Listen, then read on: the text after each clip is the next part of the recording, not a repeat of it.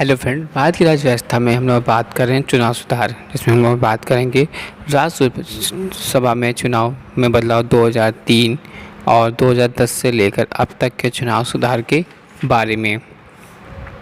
राज्यसभा चुनाव में बदलाव 2003 में राज्यसभा चुनाव से संबंधित निम्नलिखित बदलाव किए गए। पहला, राज्यसभा चुनाव लड़ने वाले उम्मीदवार की आवासीय अर्हता हटा ली गई। इसके पहले उम्मीदवार को जिस राज्य से निर्वाचित होना था उसे वहां का मतदाता होना जरूरी था। अब उसका देश के किसी संसदीय क्षेत्र का वोटर होना पर्याप्त होगा।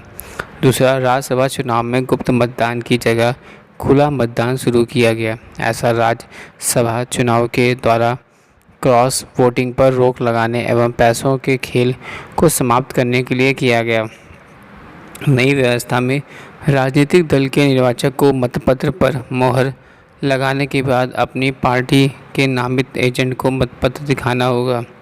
व्यय यात्रा व्यय की छूट 2003 के प्रावधान के अनुसार राजनीतिक दल का चुनाव प्रचार करने वाले नेताओं को यात्रा व्यय उम्मीदवार के चुनाव खर्च में शामिल नहीं किया जाएगा।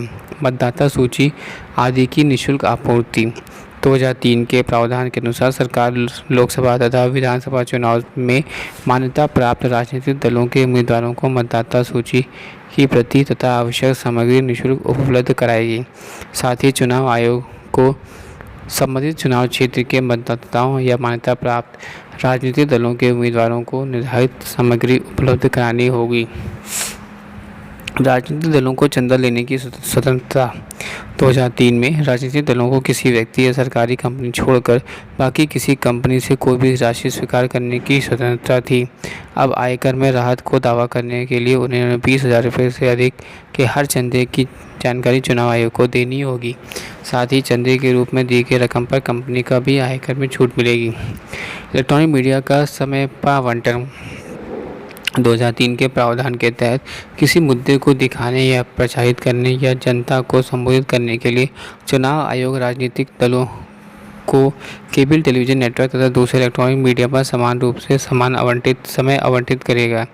यह आवंटन पिछले चुनाव से मान्यता प्राप्त राजनीतिक दलों की उपलब्धियों के आधार पर होगा। ईवीएम के ब्रेल लिपि को शुरू करना।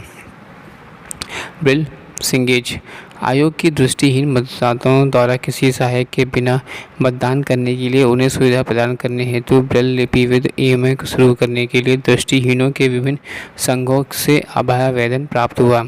अभियोग ने विस्तृत रूप से इस प्रस्ताव पर विचार किया और वर्ष 2004 में हुए आंध्र प्रदेश की ऑफिस नगर विधानसभा में उपचुनाव के दौरान ईवीएम में ब्रेल फीचर डालने की कोशिश की गई। वर्ष 2005 में बिहार, झारखंड और हरियाणा के विधानसभा चुनाव के दौरान एक विधानसभा क्षेत्र में इसका प्रयास किया गया था। वर्ष 2006 में विधानसभा चुनाव के दौरान असम, पश्चिम बंगाल, तमिलनाडु, पुडुचेरी और केरल राज्यों के लिए एक विधानसभा में इसका प्रयास किया गया। वर्ष 2008 में विधानसभा चुनाव के दौरान राष्ट्रीय